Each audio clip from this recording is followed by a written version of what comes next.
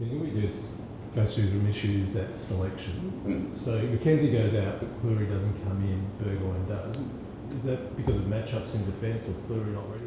Yeah, well, there's some challenges with, and every week that you go through selection, you go through what you think's the best opportunity for the opposition that you're playing in that week. And clearly with the Collingwood setup that they've had in the past, that they're quite a damaging running front of centre team. So we're very mindful of what their speed is like, and we're trying to match up on that. You don't always go absolute like for like. For us, we've always been open to two to three talls in our back half, and this week we've gone with what we consider 2.5 almost. So where's Cleary at? Tom's in good nick. He's played really well last week, and he knows exactly the reasons that we went. This is as much around what we're trying to achieve against the opposition we're playing than what we need from a tall perspective as far as tall defenders. And Bloke is an emergency. What's the thinking there? Trav hasn't played much footy over the last 6 weeks, so we're clearly bringing Travis back into the team with a controlled manner that we're able to do this year. There's a perception because of the way the two teams play that the MCG scoreboard could overheat with goals being put on. Is that the way the game will play out, or are we getting too excited about what both teams can deliver? No, I think it's reasonable to think that. I think maybe we might have went 1 and 2 in scoring last week in the first round, but it's first round. You've got to be able to do that consistently. Collingwood have shown they were able to do that consistently with their chaos game that they play and the speed in which they move. We haven't certainly been able to do that consistently, so we're going to try and be challenging to them in that phase of the game if we possibly can. Craig McRae's joined your match committee. He says you've got to tag Nick Dacos. Do you agree with it? Craig knows his players really well. I'll let him know his players, and I'll stick with my players, and we'll set out to achieve a result against beating all of Collingwood, not just one of Collingwood. But is that one of the big challenges because of the way he plays? That's just not reasonable to think that there's one challenge when you're playing against Collingwood. It's just I could sit here and name them all, but there's a lot. Are we open about the tactical side? Yeah, we're open about the tactical side. We get to use one each week. It's trash. It's trash. Yeah, it's the way we're going to manage him. We know he hasn't played a lot of football in the last 6 weeks. He's we get an opportunity with the way the sub now is operating that we can get one of our all-time greats back into the team without having to condition him for a bit longer. So does that mean is there a specific time that you know will come on? No, that's absolutely still, because you don't know. I mean, the management of that is that we're comfortable that if it happens in the first quarter, Travis athletically can just come on and play. I mean, he's a great runner. He's a great player. He's been a great player for a long period of time. We're giving him an opportunity that if we can manage when we put him into the game, we'll do that. But if he's required 5 minutes in, we're confident that he can come in and do that as well. It's been nice and close. Yeah, he's getting closer. I think if you're watching him move now at training and in games, you're starting to see him move more like Jeremy. And I think, I would say this week's the best I've seen him look. So that gives him an opportunity shortly. I know the obvious cliche is to take 1 week at a time. Yeah, it is. Is a red hot Collingwood MCG a little bit different? No, it's no. I mean, without using your cliche, it's no different. But I think it's a great challenge. I mean, that's the challenge now is you get to go to Melbourne and play the MCG, which we love the opportunity to go to, playing against a powerhouse in the competition and one of possibly the biggest club in the competition. So we get to experience something different. We were at home last week. We had the fans on our side. We had the passion of everyone in Port Adelaide on our side. We're going to face something slightly different on Saturday. How challenging are they that they hurt teams in the corridor and they move the ball from one side to the other quite well?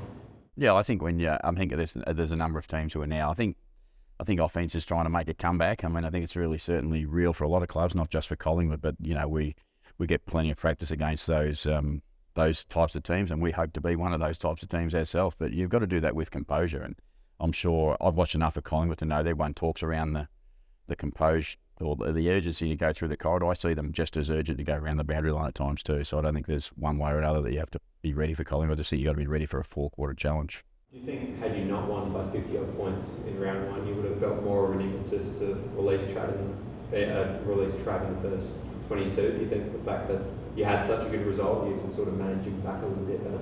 No, I think we'd look. I don't know. I mean, the reality of that answer is I deal with what I deal with on a day-to-day basis. We had a good result in round 1, but we know the season's going to take a lot more challenges than that.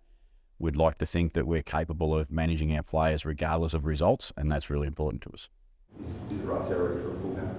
Yeah, he was ready last week for a full game. We were in a position last week where we could, again, manage a player that we know has had a history of significant injury over the last 12 months particularly, and we took the opportunity to make sure that we looked after him. What did the guys learn about the way they played their footy last week? What did that? No,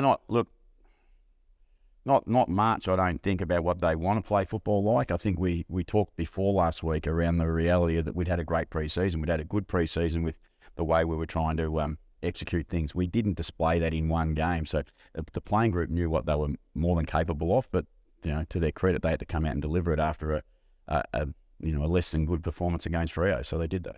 So what were the triggers that made the difference to the result against Brisbane to what we saw in those two pre-season games in the West?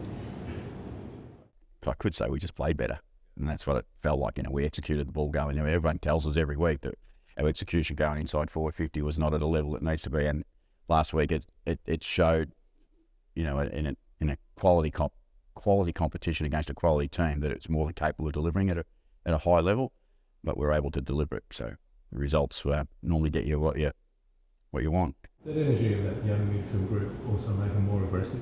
No, so I think that was again. You look at that and you go, you put the young blokes in there. Well, they were in there all first half. We start different. I just mean about just the way their energy and that aggressive approach. They're the handover. Now that's that moment in our team that we've openly said that there's a transition going on through our midfield, and over the journey we've had Travis Pope, we've had Brad Ebert, we've had Robbie Gray. They're not, Trav's the only one still there currently. So we have to, and we had to explore our next generation of young mids, and we've been really confident for a long period of time that we've had them here. Is that the context of your pre-season statement? This is the most exciting group you've had because of that young?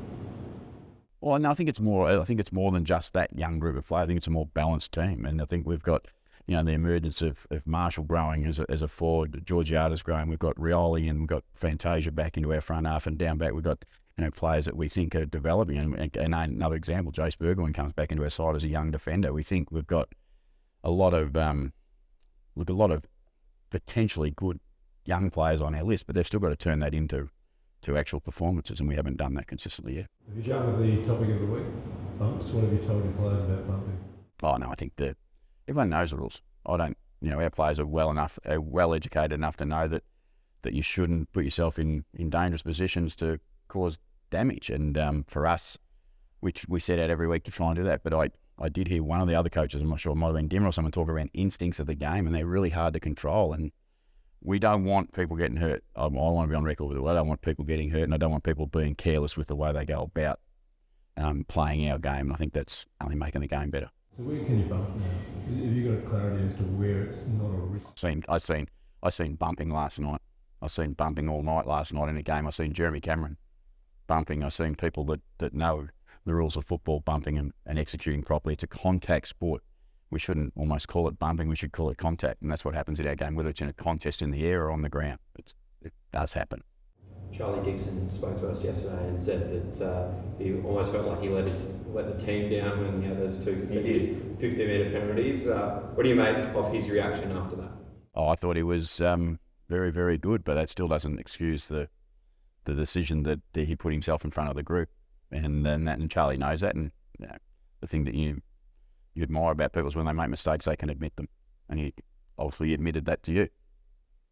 Mitch Georgiada's going 1-3 in front of goal last week. What did you make of his kicking? He gets himself in such good positions.